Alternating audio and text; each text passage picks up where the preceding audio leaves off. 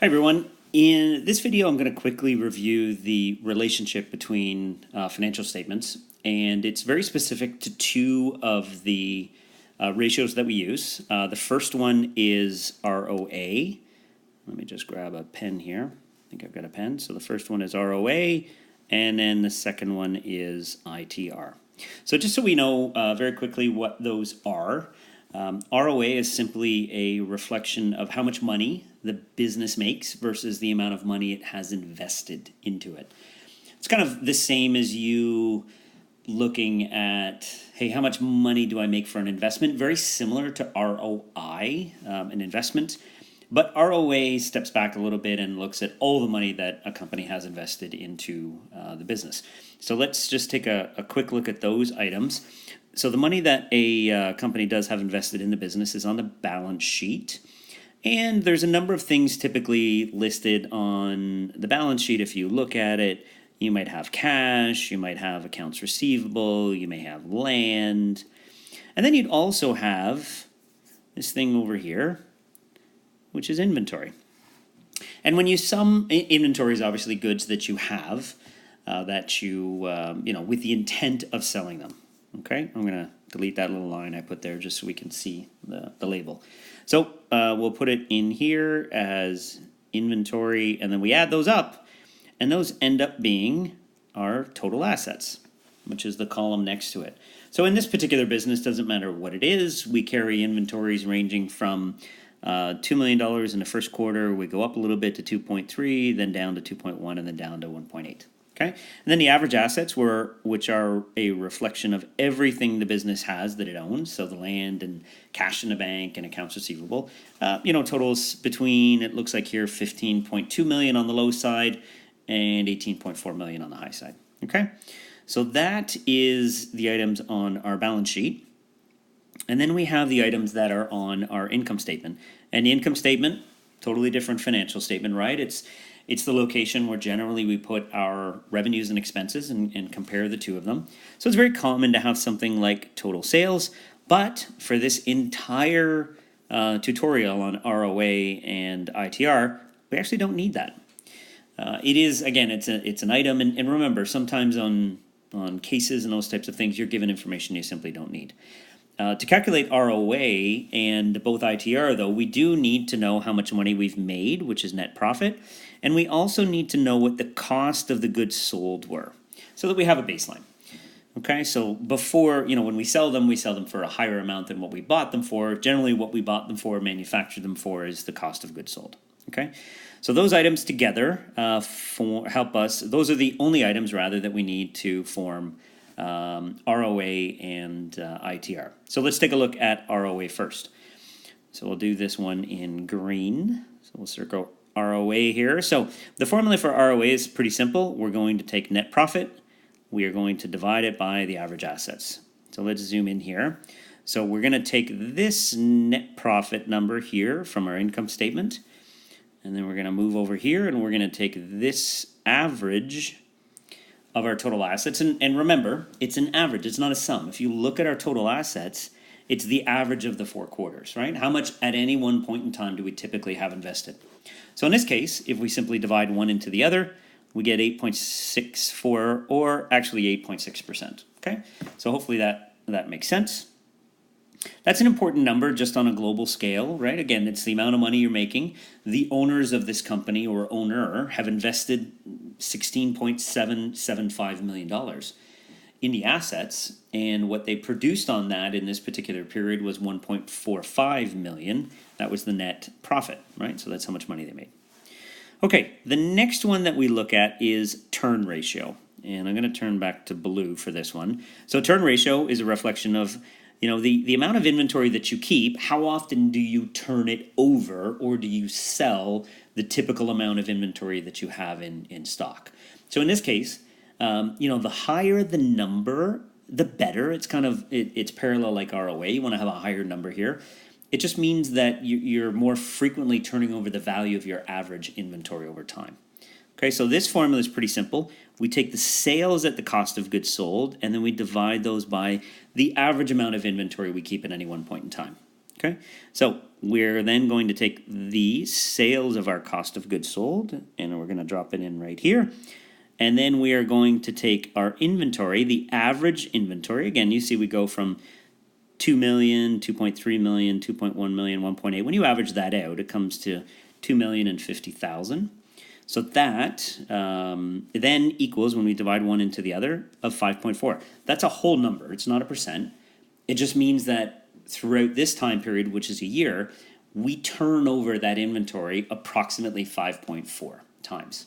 That's low for some businesses. You know, we look for higher turnover numbers, but it's really dependent on the business, okay? But the higher the number, the better. So quite often, though, in understanding financial statements, though, we may be given a scenario where we want to look at what happens if we reduce something like inventory, because inventory is a big piece of what we do. So let's say in this particular scenario, we were able to, and this would be huge, we would be able to reduce inventory by 30%.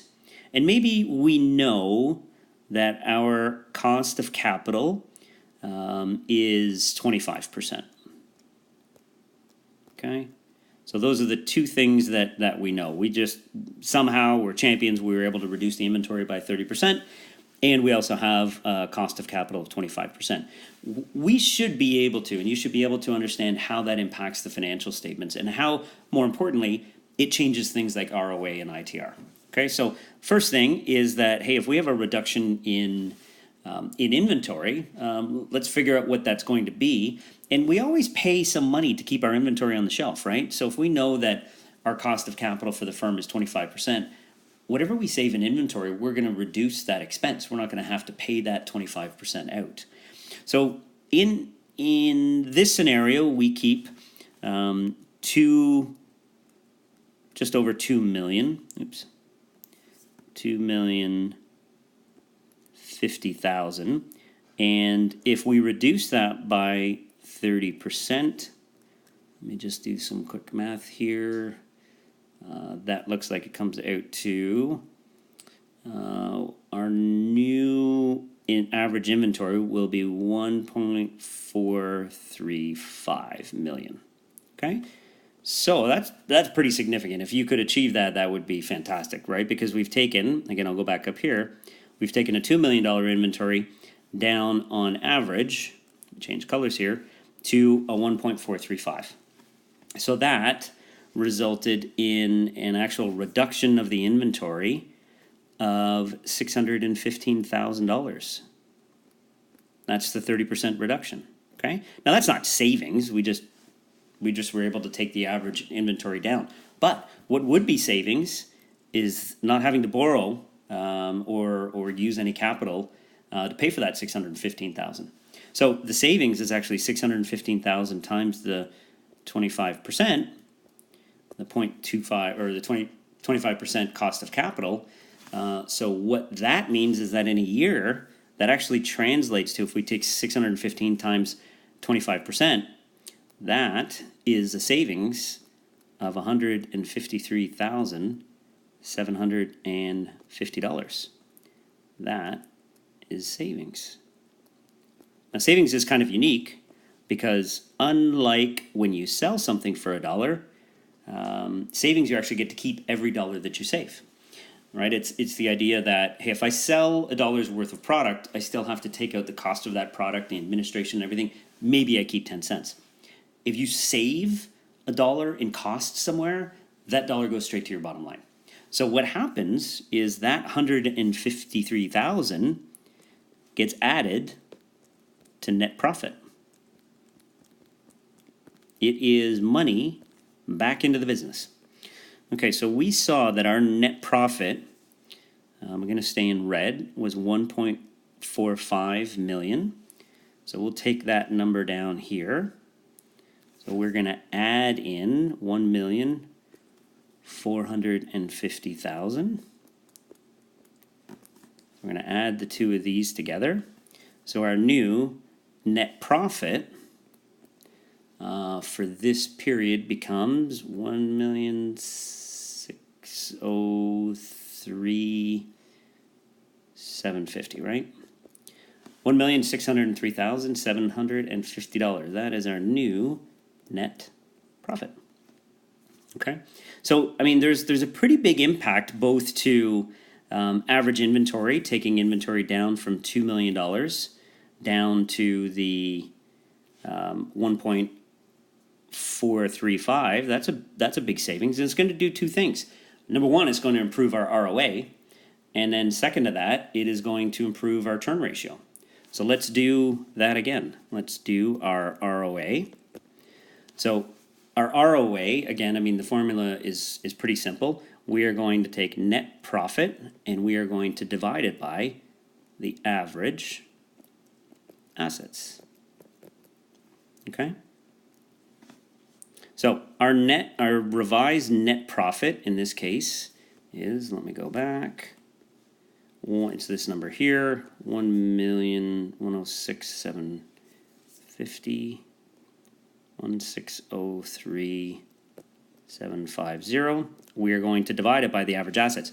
Oh, and this we haven't done yet. We haven't reduced our average assets too, right? Because we reduced our inventory, but we haven't reduced our average assets. So we took $615,000 out of inventory down here.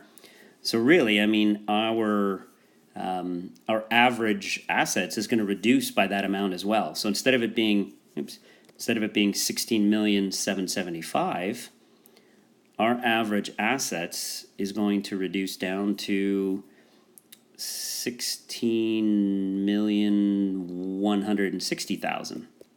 Right? Because inventory is just a function of assets, right? I mean, it's purely, let's put our millions in there. It's purely, again, that includes your cash and your accounts receivable, but it also includes inventory. So if you take $615,000 out of inventory, it'll reduce your average assets by that amount as well.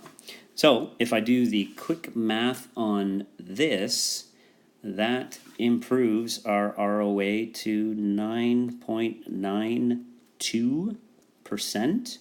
So call it 10%, right? I mean, we can just simplify this and say that our new ROA is 10%. And when we compare that to what the original ROA was, we had 8.6%. So we've had a positive effect on that. We're making more money for the money we've had invested, and that makes sense. The other thing it's going to do is it's positively going to improve our turn ratio as well. So when we look at our turn ratio, let me go to black.